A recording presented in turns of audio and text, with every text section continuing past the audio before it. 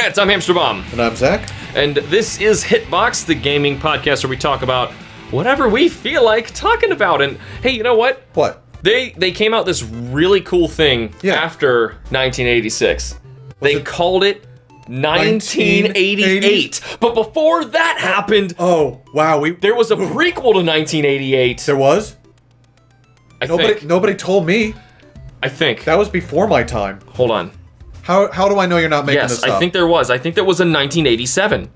I think there was a 1987. And the best part, video games came out that year. Oh my god. We need to talk about them. We gotta talk about But before we talk about them, we have a little bit of housekeeping from our last episode, 1986. And while we do that, I'm gonna actually get to play Mysterious Murasame Castle, a game that we tried to talk about last time, but never really got a chance to. Just didn't work out. Whoops. Oh, well, you're invisible now. Exactly, yeah, so we mentioned this briefly, but because I wasn't able to actually play the game for you guys because of Famicom Disk System requirements, I wasn't able to do it, but I got it working, as well as a lot of other games I have working on here now, which is awesome. I'm very excited to finally get a chance to play them. Oh, yeah. So if you're at least seeing this on screen, or if not, like, definitely check this game out online. There's a lot that the original Legend of Zelda is inspiring to get this to work, and this crazy, there's so much stuff that goes on screen at once. It's like a high action Zelda. So yeah, I don't want to make this a 86 video, but basically, like, you can kind of see effectively how I know I'm not actually trying to play it at this point, but I just want to show you it is working. I did get it, so cool. Famicom Disk System stuff, just for the record, I did have a lot of it working. Like, I have the original Metroid working as well, also in 86, and it was an internal thing. I had to get the files to work. I did have an emulation set up to get Famicom Disk System stuff to run on here. However, the disk flipping is very finicky. And for this game in particular, this even has trouble with stuff that flips discs on emulation already. So it was a tough one, but I did get it because I am stubborn. Anyway, we had a couple of things we wanted to talk about for 86 before we move on. One thing, we mentioned it in a prior episode. I think it was when we were doing Atari. I think we were actually talking about Adventure. Yes. Where we said something about funny instances of game credits in games, and we actually never followed up on that and said what that game was, because it was actually in the 86 video, and it was Castlevania. Oh, right. Castlevania. Yes. Oh my god. Clearly there was a lot of weird credits going on at the time. People didn't know how to do this. This was nowhere near what the movie industry, which clearly had, everything set together when it came to doing its credits in, giving people credits for actually working on a project. And now, of course, video games dwarf the movie industry to a laughable degree. Yep. And, now their end credits can be just as insane as a movie. So when you go back to the NES, you're in that in-between area where a bunch of weird stuff's happening. Yeah. Castlevania. So basically, you beat this game, and I think I mentioned I did. The end credits are, I don't want to say a joke because they're not funny, but they're like pun names and not real people. Right. They're more like, directed by Christopher B. instead of Christopher Lee. And there's like a Bram Stoker joke in there. I say joke with big, heavy air quotes because, as in Christopher B. isn't, like, it's not even funny. Right, and from what I understand, it was even like that in the original Japanese release. They still did not even give the proper credit to the people who worked on it. That's the thing, like, the people who worked on this didn't get credit for it. Yep. But to add insult to injury, they were replaced with jokes that not a single one even gives you a chuckle. Not one. And I'm getting at least half of the references of the names in this. It's all like, old horror stuff. But it's just not, it's insulting. I don't know. I just thought it was really funny. Yeah. And now finally, one last thing before we move on to 87, I swear. We actually forgot to mention our favorite game of the year and our what we would say is the most important or most influential game of the year. Right. Oops. Yeah, the 86 video, we were so, like, there's so many good games that came out that year, we were just trying to go as fast as we can. This year is still good. It's not an 86 year, though. No. So I feel a little bit more comfortable that we get to, like, sit back and actually talk about this now. So anyway, Zach, would you like to talk about what your favorite game of the year, like, just to play? Yeah, gosh. So to go back, like, if I wanted to go back and actually pick it up. Yeah, right, because we're not changing the topic, actually. No. But have you did, I just realized. No, it's fine. No, if I wanted to actually go back and play something from what we talked about last time, it would be the original Castlevania.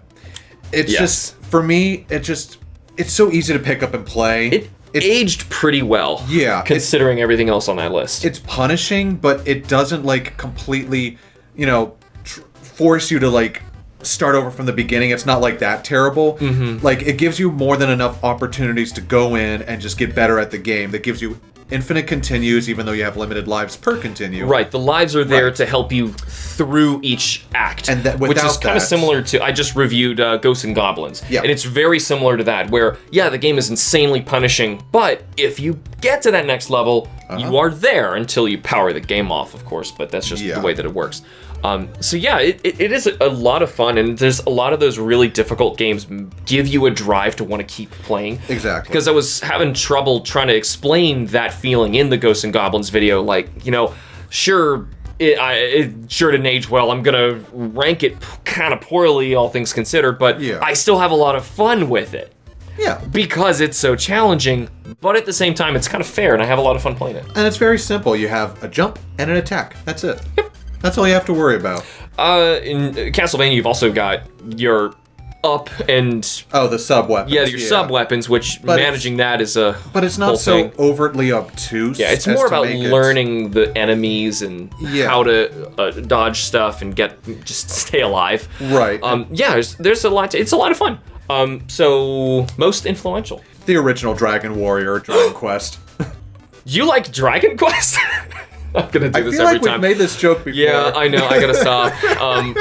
Zach really likes Dragon Quest, but I can't argue with this really being the answer to how do you make a true RPG in a video game form. And one that's very accessible and console friendly. Right. Because we had RPGs before on the PC, stuff like Ultima and Wizardry, but they were so complex. Like, even to create characters. On top of that, this gave it character. Yeah. I don't want this to turn into another let's just talk about 86 again video, but it's going to. We will talk more about Dragon Quest when we hit more entries that are notable. Yes. That's another thing when we get to sequels. We're not going to hit every single one just because it came out that year. Inevitably, we're going to be hitting a million Final Fantasies, and, we'll talk about them if they're really important. Or if, it did something later that, inspired a bunch of stuff. But in which case, we'll probably just call them out on that. But just for now, just know that when we talk about sequels, and actually the first one we talk about for 87 is going to be a sequel that isn't a good game by any means, but is very interesting and is worth talking about. So just kind of keep that in mind. We're not playing favorites with series, is what I'm trying to say. Correct, yeah. So... my favorite game of that year should also not shock you. No? It is Metroid. Do you like Metroid? I think I like Metroid. You like Metroid? All right, you get that one. Yeah. But, so, the more time I have with this game, I actually just start thinking of how good it really is. Yeah. And there's just very few things. In fact, I've even thought of, I'm no good at making mods, but maybe someone out there has done this, but there's a few small tweaks you could do to the original Metroid to turn it from basically NES jank levels of gameplay, whereas the core design is brilliant, and you could turn it into an outstanding game that could release today and it's fine. And it's mostly in terms of gameplay and quality of life improvements that really just should have been there. But yeah, I really do enjoy going back and playing the original Metroid. Just one, it's also really challenging. Yeah. Two, I love Metroid, so there's a lot to it, but it's still just a really great game. But in terms of most innovative, of course, I would want to give it a Metroid again. Because it invented a genre, but there's still much more to it. What also kind of invented a genre, and I think really needs to be talked about, is The Legend of Zelda. Yeah. Oh my god, that game did so much for the whole industry, and that's what we were saying. 86 is just an insane year for games. Something just clicked in the industry, and we just got a ton all at the same time. Yeah, exactly. So, it is finally the prequel to 1980. For the record, there's nothing like super special. Okay, fine. I would say 1988 is a little bit more exciting than 1987. Yes. I kind of peeked ahead in our notes, but that's for later. I'm just joking about the prequel thing of 87. There is a game we're going to play from 87. You're going to play. I'm going to play. Yeah, I'll probably beat this one day once I get a guide. But Castlevania 2, Simon's Quest. Underneath, I think there is the kernel. There is the core of a great game. Yes, I agree. You know what I was just saying about Metroid? There's a few quality of life improvements that really could turn this game into... Like, the design, the idea is there. Yeah. And it's really solid. This basically, the difference between this and the previous Castlevania is, it is now seemingly non-linear. There was a day-night cycle, though kind of obnoxious. They added so much to this. And yes, it's extremely cryptic. The translation is awful. And I think in the translation process, they actually did change some of the translation to where it made it more cryptic for the US market. Yes. It looks a little similar to Zelda 2, and I'm actually kind of reminded of Zelda 2 a lot with this game, because this is back when people didn't really think of what people expected out of a sequel was, I want the same game, but with some improvements, or maybe a new story. Back then, that wasn't even established yet. No. You could completely change what we now would call the genre, and nobody knew what the game genres were, that we didn't have anything defined yet. So we would get a game that is entirely different. Yes, I'm playing as Simon Belmont. Yes. That's kind of where it is. He's using a whip, and you're technically killing Dracula, but you're actually going to different dungeons, fighting enemies in order to... I think you actually just get currency to buy an oak stake from someone, to use the oak stake to throw at another nondescript item that will give you oh my god, he just knocked me out. To give you a body part of Dracula so that you can bring him back to life and kill him again. And here's the famous part if you're watching this. What a horrible night to have a curse. And then, monsters get stronger and more plentiful. Yep, and it's nighttime and everything's awful. Yep. Yeah, so to try to summarize the lore, at the end do we need to go that far? Yes. It's important. No, it's not. You got cursed by Dracula. You gotta resurrect him to break the curse and kill him again. Okay, fine. You're trying to make it sound a little less silly. Fine. Yes. Yes, it's still, like we were saying, at heart, it's still a good game. Yes. However... I'm playing Castlevania 1 or Castlevania 3 any day of the week over this.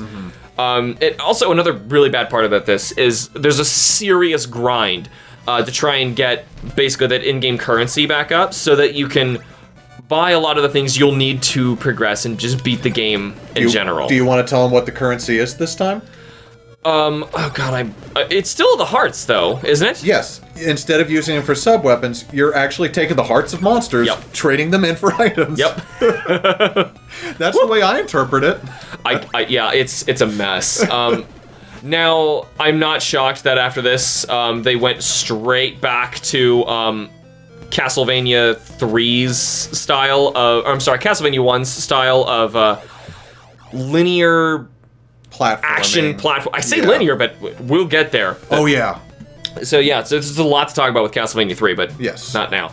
Yeah. Anyway, it was a step in a different direction that didn't get ironed out until way later. And speaking of end credits, before we move on, we're not passing up till we talk about the end credits of Simon's Quest, because oh my god, look it up on YouTube.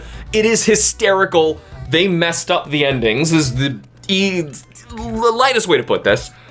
Basically, there's 3 different endings to this game, and they are based on, I believe, how quickly you beat the game, as in how many nights pass, right? Because you saw a day-night cycle in that, of course. And if I think it's like 8 nights for the minimum. If like under 8 nights, then it's like 15 and up for the bad ending.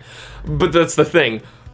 The bad ending, the good ending, and the okay neutral ending are actually all kind of swapped. And not just the footage you see, the text you read, and then on top of the fact that so it's like they wrote the dialogue for the text that you would read at good, neutral, and bad. Yep. Those got scrambled, and then the footage you see of good, neutral, bad is also scrambled, and none of the 3 are right. It's so like you'd have to try to mess it up harder than this, and I don't think you actually can. I wonder if there was a disgruntled employee who said, "You know what? Today's the day. You know what? They're giving me severance next week anyway. Screw this. Yeah, whatever, man." So, Simon's Quest, I mean... Like I said, at the heart, there is a good game. I agree.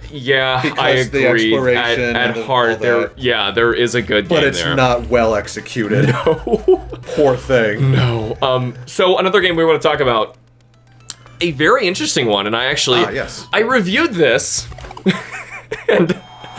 for absolutely no reason, decided to make a Fresh Prince of Bel-Air parody song in my video.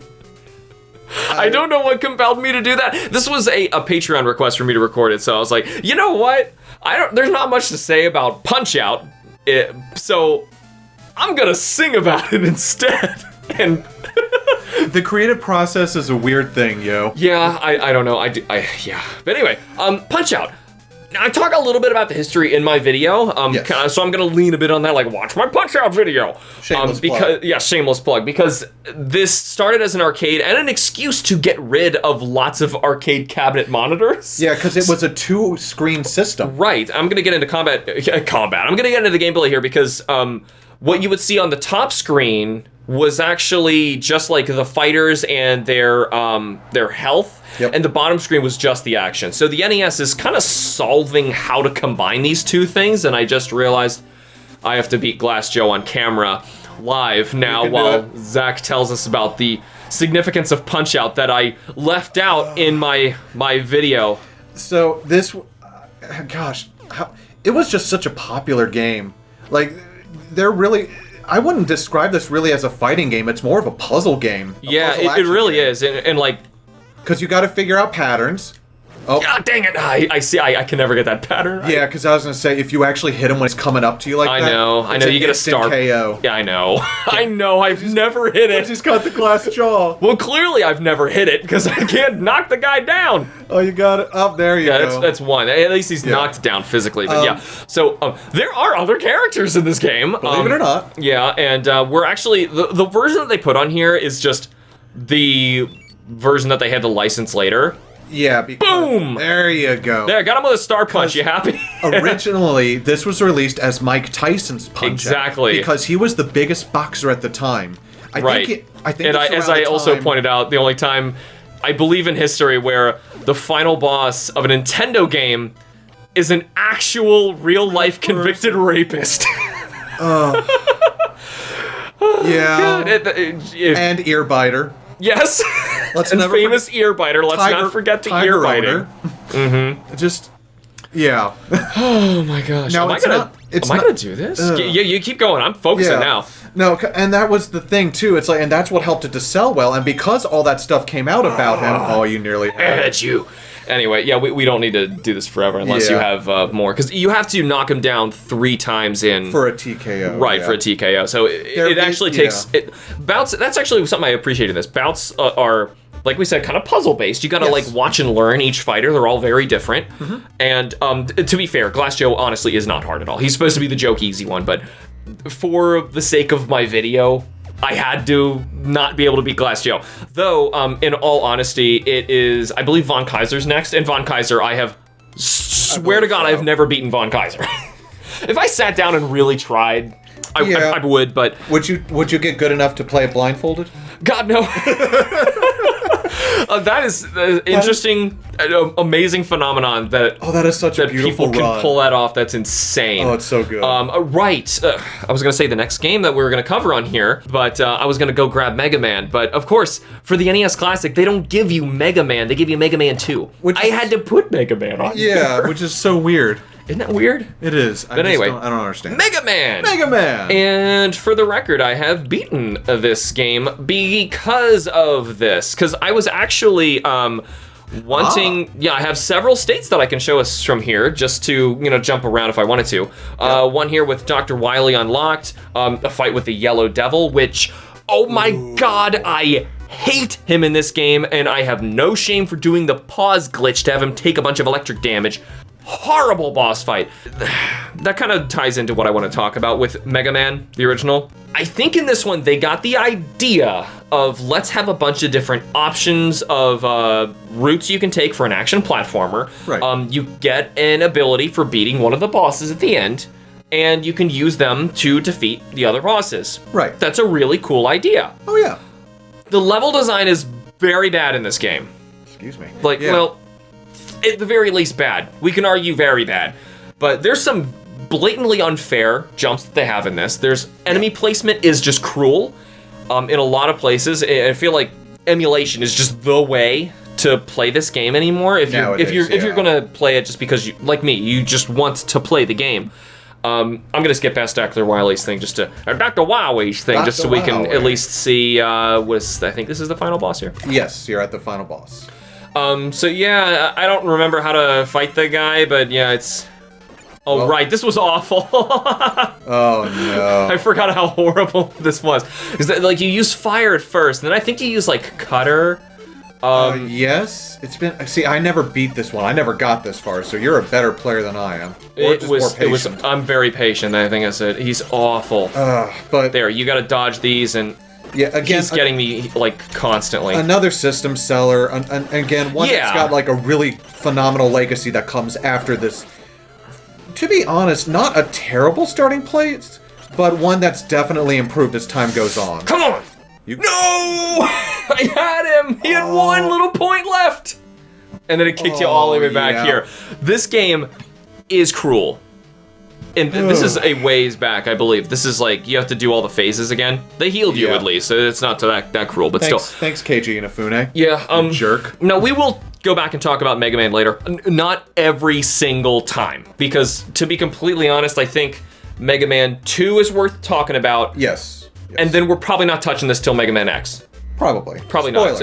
Spoiler, yeah. Just to point out, yes, I think they honestly did pick the right Mega Man game to put on the NES Classic. Yes. Though I am going to make fun of them because the original's not there, and people are buying this because it's a historic thing. But right, yeah, it's one of those game series where it's like, especially in the early days, if you played one Mega Man, you've kind of played all of them. Yeah. In some aspects. So, Mega Man's... just from beating it recently, because I had been trying to beat that game. Wow. Yeah. I think I was in late grade school. And here's my problem. As just a completionist and just trying to do things perfectly and going out of order really bothers me. I can't do it. I had to beat whoever was, I think it was Cutman, in the top left first. Yep. I had to go in order. And that's just not the way to play Mega Man. It's all about, like, exploring the different routes and finding which one you can beat. You can do it. You can, but oh my god, it was awful. It makes it I was way harder. not having a good time at all, and I just kept going back, and eventually I was like, okay, fine. The only way I'm ever gonna beat this is with save states. And then, later, when I finally got this thing, I thought, you know what? Okay, I'm just gonna get a walkthrough and read what's the order. Just tell me the order. Yeah. And I realized I was really screwing it up. So, whatever. It's not hard, especially if you're so used to like more twitchy, actiony games. It's like you just want to get in and play something. You don't want to have to think. It's like what the proper order is. But regardless, it's still a good foundation. Better later on, though. I agree. Yeah, and that's why it's definitely still worth talking about here. Yes. Now that we've kind of reached the midpoint of this, we're going to sandwich in the games that I can't play for you guys on here today. And as we've mentioned before, there's a lot of really cool stuff that comes out that is not on Nintendo. I don't know. Was anybody fighting for that? I don't know. When I was a kid, I was definitely all Nintendo because it was a very DC versus Marvel kind of thing. I was a PlayStation kid. You started with the Game Boy, which is actually where I started. Yeah. We found out way too recently to realize that we both started with like the exact same video games were our first video games. Yeah. So that's a little ironic. But anyway, I've just pulled up a Rolling Thunder, the arcade game, and I know nothing about this. So Zach's going to tell us while I look at the pretty pictures. All right. Rolling Thunder Arcade. This was I think it's a really fun game from, I believe this was Namco at the time. Yes, Namco. It is another one of those sort of run and gun games where the theme is you are a secret agent, you are infiltrating the bad guy's base, shoot them. Right. A very... not making any landmarks in terms of story. No. Though I do remember with this particular frame here on screen, you're trying to save your girlfriend or something like that. And it was either an operative or your loved one who got kidnapped by the bad guys, and that's your impetus for going in. Like every other 80s action film. Exactly. Like Commando. It's like his daughter gets kidnapped and he just goes to the island and chaos ensues. Chaos. But yeah, so what's really fun about it is that it's a horizontally scrolling game, but there's a lot of verticality. Like you can jump between like catwalks or different floors. Yeah. You go in different doors. A lot like another game we're talking about in a moment. Yes. But this one is a little bit more interactive, where you can actually go into doors, you can get new power-ups. Doors would definitely be probably the big thing. Because I'm thinking of other side-scroller. I'm just going to call this a side-scroller beat-em-up, even though you can shoot. Double Dragon, you had doors, though. Did we get the Double Dragon? What year was Double Dragon? I'm gonna look it up while he's doing his thing because I have it on here. So anyway, you continue. Rolling Thunder. I'm gonna do this in the background. Double Dragon. There's a lot of shooters. Again, at the time, that was the go-to. That was video games. Yeah. But again, it's very smooth. You have a health bar, and I think that's the thing that really helps separate it from a lot of its other contemporaries. 88. We're gonna get there. We will get there. So anyway, yes, this was first.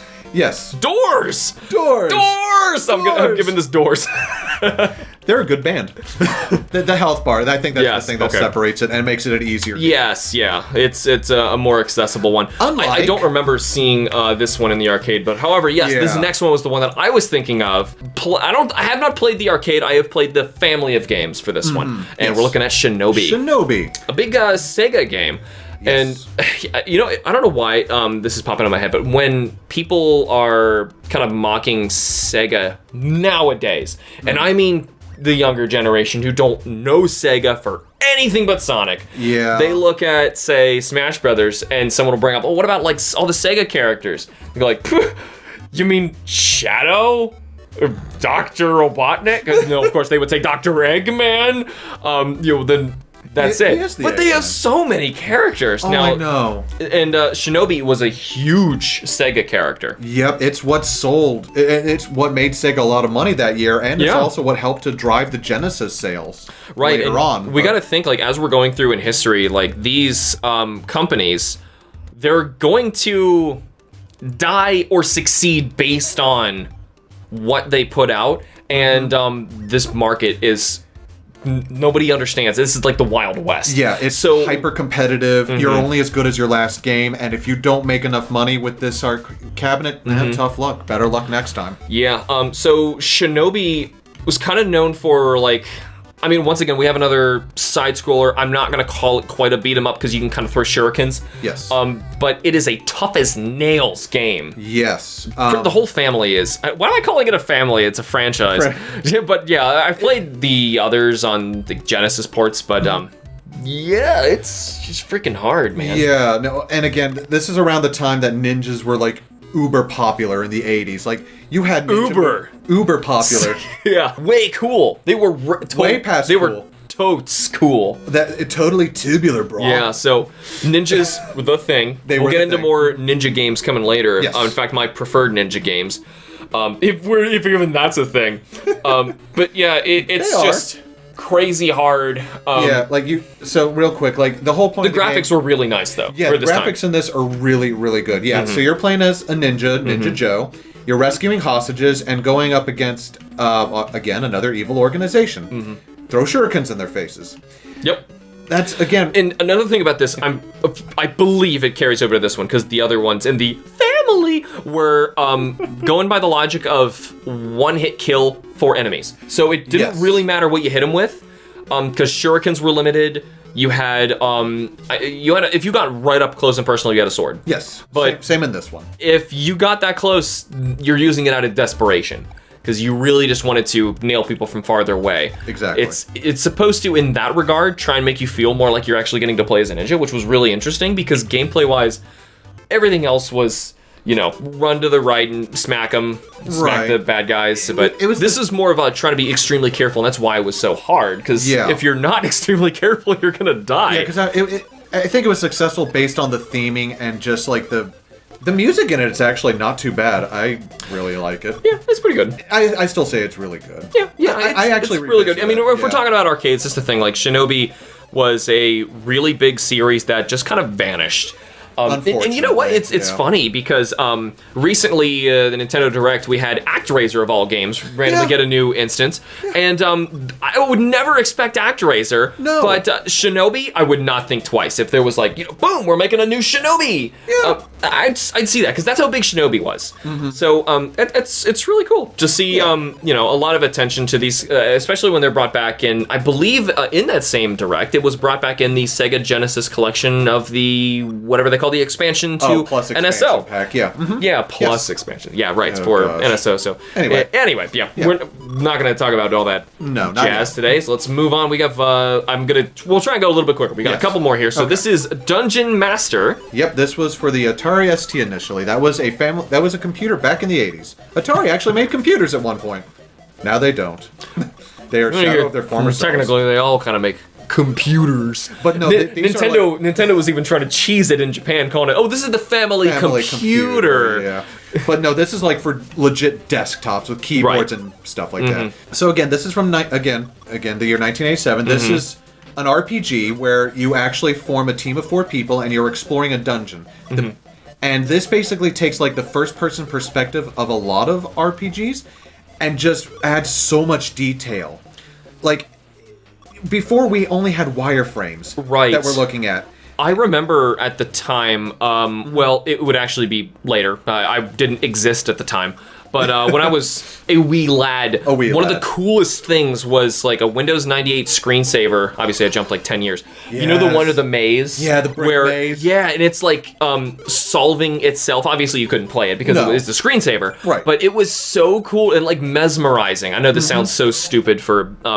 today. Yes, to modern day. But like your computer in class might like suddenly go on a screensaver, and then you would just be like, "Whoa!" You're like, "Oh no, don't go that way." They're like, "Oh no, you went that way." Can do this? And it's like this whole 3-dimensional, fully textured walls. Right. Sometimes they would be like different environments, and I don't want to like steal this thing's thunder, but obviously that was coming from that. It's the same sort of effect. That's why it was so cool. Because we only had wireframes. And one of the big things that differentiates this game from a lot of other RPGs at the time is that everything is in real time.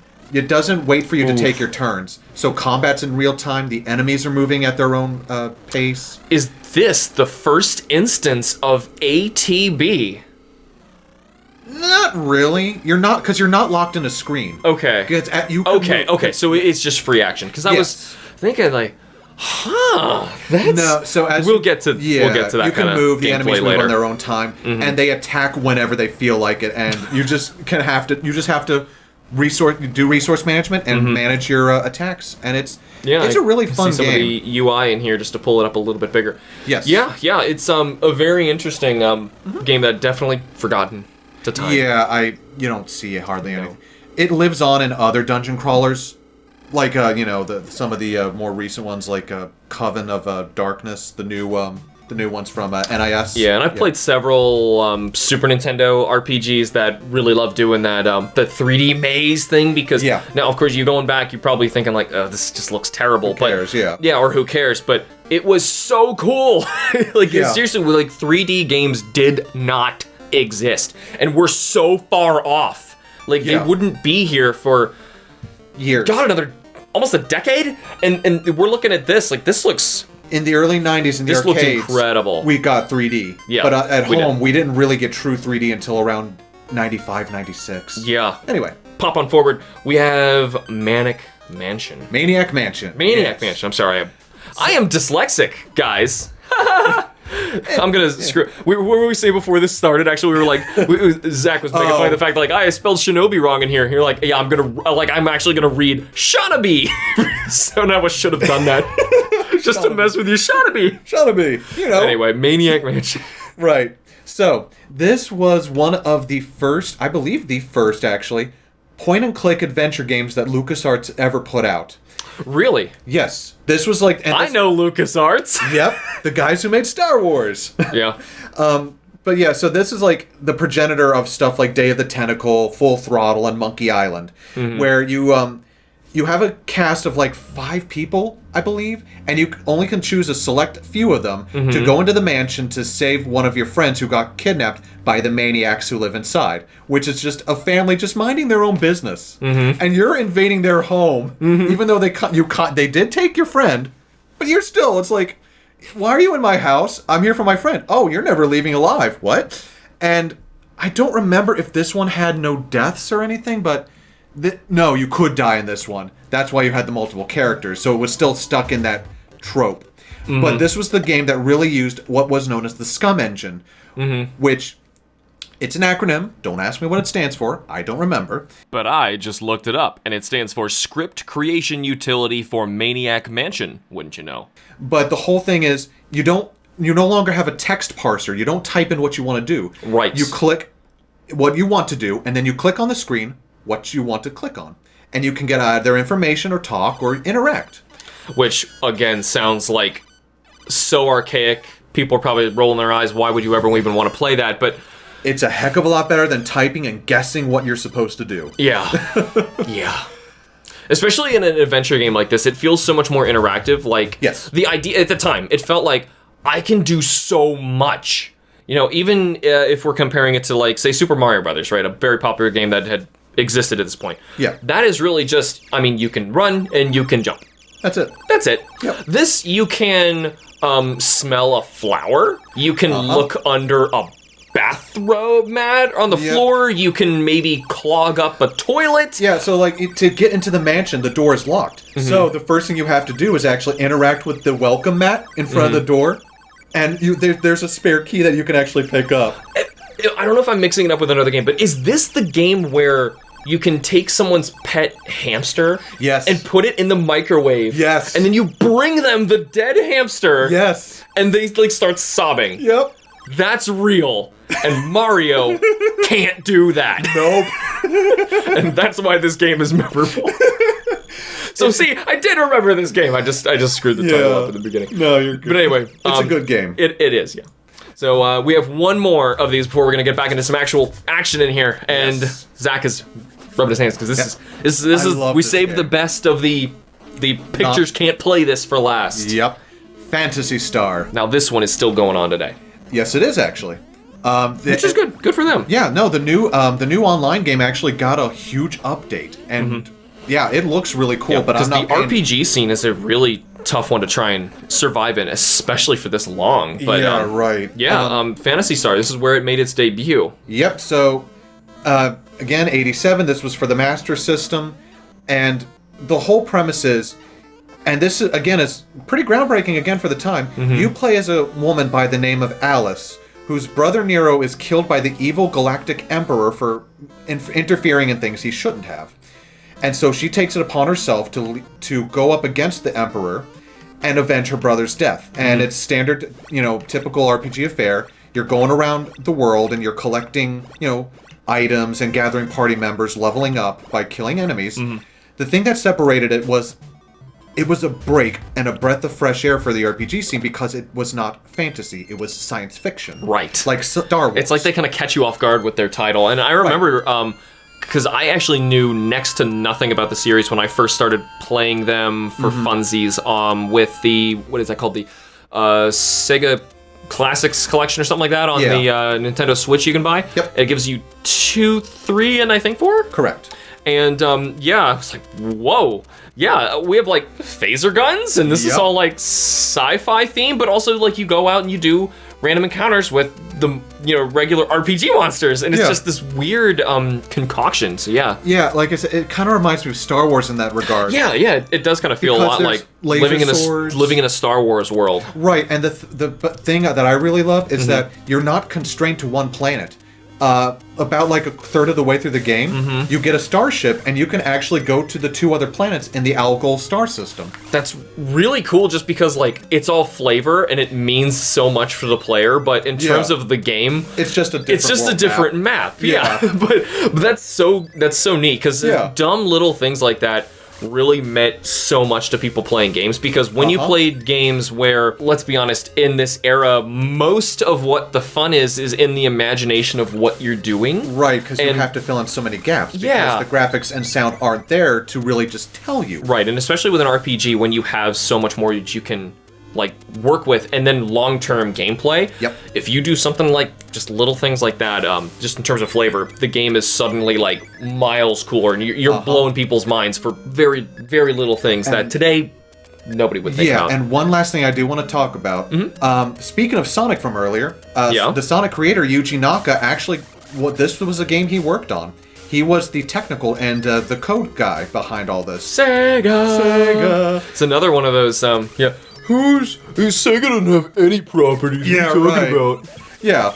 So it's and in this game, Sega did legitimately rival Nintendo. Yes. Yeah. And it really could have gone either way. Were Sega not screwing around with the console business, trying to make too many add-ons and self-sabotaging themselves? But that's another thing. Sorry, you can continue what you were saying. No, but the other big selling point of this game was the fact of when you went to dungeons, it was a lot like those computer games where it was smooth scrolling 3D dungeons that you went into. Now, granted, it's a cool graphical trick. Yes. But you're actually feeling like you're actually moving screen by screen. You're not moving tile by tile. You're legit walking around in these corridors just trying to find what you need. And it's super cool. Yeah, it is. I did not expect this from a Master System game, from something that is maybe only just a little bit more or a little bit less powerful than the NES. There's a lot to it. Yeah. So yeah, we'll be here forever if we keep talking about Phantasy Star. Honestly, just to say about Phantasy Star, I'm not sure if the others are gonna pop up in here, because we'll see if others did anything really groundbreaking, because honestly the sheer existence of Phantasy Star is what I really wanted to get into, talk about, because it did a lot for the industry. Oh, it did, for sure. Now speaking of doing a lot for the industry, Final Fantasy. And you know what, I'm actually gonna back out. I'm gonna take my whatever the save state is here, because we're just gonna jump into it faster. Okay, you're not. So here we are. This is still the very beginning of the game. Actual beginning of Final Fantasy. So this, really is the beginning of another enormous franchise. And like we were saying, the RPG whole genre, the market, was so hard to even get into back then. Yes. And succeed and do it well. And though there's some problems with this game, there is. It's still really good for the time, gameplay-wise, and of course, you might recognize this. I just realized the names I gave these characters. Huggy Wuzzy, Small, and Fizz. What? I clearly didn't think I was going to, play this on here. Just talk about Final Fantasy. Right. So this was from Square. You doubled over. I just realized you weren't even on camera. You were just doubled over laughing. In case someone's just listening, my fighter is Puggy. My white mage is Wizzy. My black mage is Small. He's illegally small. Spelled S-M-O-L. My red mage. My red mage is named Fizz. You actually made probably one of the better setups in this whole game, to be honest with you. Well, people. That's the thing about this. It's really interesting. Now that you mention that, and luckily, another one where the fight's not time-based, I can actually stay here. Yes. So, oh my god, I don't know why I find that so funny. I cracked myself up. Okay, so you can actually choose of different classes of characters, and they were not named, obviously. Yes. Because I would have taken the set name, because I would rather it be more of like the canon way to play this, but there really isn't a canon way to play this. No. They give you a choice of a fighter, like I just said, a fighter, who really is just like a physical brawler, and they can tank hits better. Yep. And then you have the thief. The thief, who is garbage. He's glitched to all. Yes, it just oblivion. doesn't work, and it's garbage. Just don't even talk about the thief. Not in this version. Not in this version. We'll get to the thief in later ones. Yeah. We have the white mage, who is basically the healer, if you didn't know where that came from. The black mage, who is the damage dealer. And probably one of the most iconic designs in the series. Yes, probably. You might recognize Vivi from Final Fantasy IX. Where this comes from. And then a red mage who is kind of like an in-between, a jack of all trades, not quite as strong as the black or white mage, but can kind of do both. Yep. Was there another class? The black belt. The black belt. So you got a mix in there, and it was one of those early console games that allowed you to actually make a party. And in addition to that, you can double up on characters. Yep. So if you really wanted to, you can go all thieves if you hated yourself. I don't know. Are you going to do that? No, I don't know if saying you hate yourself. That's God. Don't tempt me. But still, like even gameplay-wise, all you're really doing is just you're collecting 4 crystal balls and fighting a boss, and that's the game. You're fighting the 4 elemental fiends who are ruining the world, and trying to restore the power of the crystal orbs, which are retconned into just crystals later. You're right. It's really just about like customizing your own party, leveling them up by fighting various fantasy monsters who a lot of them get their debut here. The one thing I do want to say, even at this early stage, Final Fantasy is just unnecessarily convoluted plot-wise, even from the beginning. Because at the end, it just tries to pull so much in like the last 30 minutes. Like you spoilers for anybody who cares. So there is a guy who we're going after in the beginning called Garland, who's kidnapped the princess, which is supposed to be a subversion of the Dragon Quest trope where that's the whole point of the game, you're saving the princess. Right. You get the princess saving out of the way at the very beginning of this. Yeah. Turns out, Garland is the main bad guy who will knock you down. It's like you knock him down, but he's sent back in time by 1,000 years somehow. He summons the 4 fiends, sends them 1,000 years into the future, creating a time loop so he can never die because he keeps getting killed in the present, but just comes back in the past. You go into the timeline, you go back to the past 1,000 years ago, kill him, break the time loop, and nothing... It just basically erases everything you've done. Yeah. It's unnecessary. I know. Oh yeah, he's also the Fiend Chaos who actually created the 4 fiends. Yeah, so game manuals were a thing. Yeah. And that's really how anybody got anything out of, these little characters going back and forth on a board. That was practically a very, very slow version of chess. Yep. But the thing without the in-depth thinking, but still. Yeah. Like I said, they try to shove that in like 7 text screens and then a text crawl at the end. Because I believe this was one of those games, and we were talking about this in Dragon Quest. Not a lot of games at this era were able to do a text box that could scroll. Right. Or could give you, one dialogue, you push A, and then you get the rest of the dialogue and the rest of it. It was just, you push A, and they could program, a box will pop up. And then if you push it again, the box can go away. That's asking a lot. So I believe this was still stuck in that range of dialogue. So you don't have a lot of text to go with. It's really just figure it out, have fun. Again, underneath, it's a really well-designed game, glitchy as all heck. Yeah. But it saved Square from going bankrupt at the time, and it gave us a fantastic series overall, I'd say. I thought of something. Yes. It stole a lot from Dungeons & Dragons. Yeah? You don't say. I mean, monster designs that not beholders are in there, not mind flayers are in there. The spell system is totally not taken from Dungeons & Dragons, but who cares? It's still fun. Anyway, let's move on to something else. We have one more game that I can play on here today, because we have another one that I was technically going to try and do, but since we're kind of really over time, we're gonna gloss over it really quickly and just mention it. Maybe later we'll get a chance to show it. Metal Gear. Now, technically, this is the MSX version we're talking about. I'm going to be playing the NES version. Right. Because the MSX came first. So, yeah, right. It's like the fastest menu. It's like over if you don't hit start immediately. And these guys that are jumping out don't matter. Yeah, you're jumping out of a plane with 3 other guys, looks like, but I don't know who they are, and they probably died immediately because you're alone. Unless if they're supposed to be some of the hostages you rescue. Maybe. Who cares? I don't know. But anyway, Metal Gear. Yeah, Metal Gear. So, we've actually talked in depth about Metal Gear in a recent Hitbox episode, so listen to that if you want to hear us talk about Metal Gear in general, and even this game. Shameless plug. Shameless plug about another episode, but this still... I mean, do you want us to talk about what this did for the video game industry? Because, oh my gosh, you want to talk about a game where the idea is to give me a gun and not run around and shoot all the guys? You mean I'm supposed to sneak instead of Rambo my way through this? Yeah. What? It's crazy. Yeah.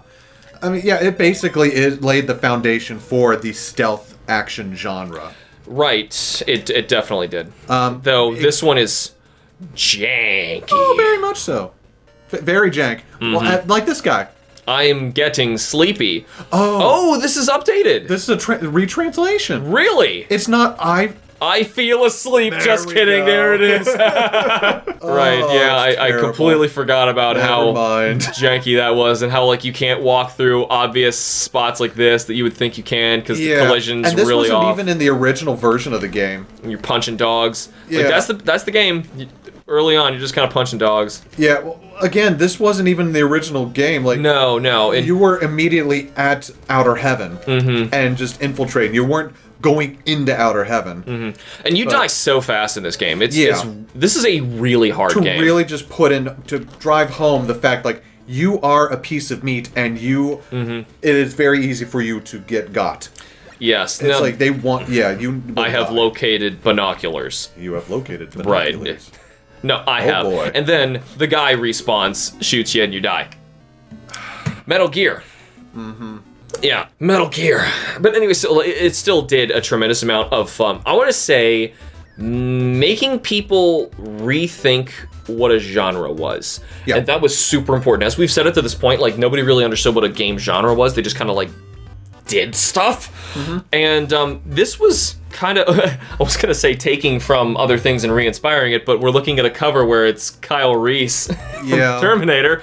I know who that is. I didn't misspeak last time. Yeah, so, yeah, it's interesting, but... It's either an homage or a ripoff. Whichever you feel... Whatever you feel like calling it. Yeah, now, at the moment, I actually don't have this pulled up, so I'm going to try and do this quickly while Zach tells us a little bit about a last game we're going to talk about here. And what last game are we talking about? It is R-Type. On my Super Nintendo Classic, I can play Super R-Type, which is effectively a port of this arcade game. Right. So that's what I was going to do, but like I said, we're really running short on time here, so we're just kind of like looking at it like, hey, look, it's a space shooter. I don't need to put it right now because we're really running short on time, but we got to get to our favorites. And so, really quick, R-Type. What was blowing people's minds here? It was the way it used what's called an option. So, like, a lot of space shooters had an option, which was like a little device that would actually help you out in combat against whatever you're fighting. In this one, it was the way it used it. It was a multi-purpose tool. So you could use it to, like, smack enemies in the face from a distance. But if you did that, you were completely vulnerable from the front, and you were susceptible to shots. If you kept it at the front, it was your front-facing shield. Or, if you wanted, you could have it behind, or you could also have it shoot around you. I love having more strategy and options in games like this. Yes. Like we mentioned with Gradius, that adds a lot to these games. Also, man, the aesthetic was so good. What they went with R-Type, just awesome. No, it very much looks like a H.R. Giger inspired game. Which... I mean, if you want to click on, like, one of those in large... Sure. Yeah. Well, yeah, I'll try. I mean, I'm trying. It's kind of off screen a little bit, but but like the segmented tail. Very cool looking. Yeah. Awesome stuff. It is. So anyway, that is a game, and it's a good game. It is a good game. Anyway, so favorites, because we're not gonna forget this time. Zach. Yes. How about you? What's your favorite game on this list?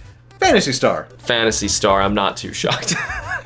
actually spent a lot of time talking about that. Yeah, like I said, I've actually not played the original Phantasy Star. I've just kind of dabbled in the others, but I can totally appreciate the fun out of it. And you know, I bet if I played it back in the day, I probably would have really loved it because I used to really like Star Wars, especially the originals. Because that's what I had on VHS was the first 3. Yep, the best ones. The best ones. Yeah, I wasn't gonna go there, but yeah, it's the best one. I'm throwing down right now. Those were it's the best ones. and to make it even better, not to make this a Star Wars thing. We're already over time. It was exclusively a version that my uncle happened to tape that was running on TV while they were trying to sell the new versions with the special effects.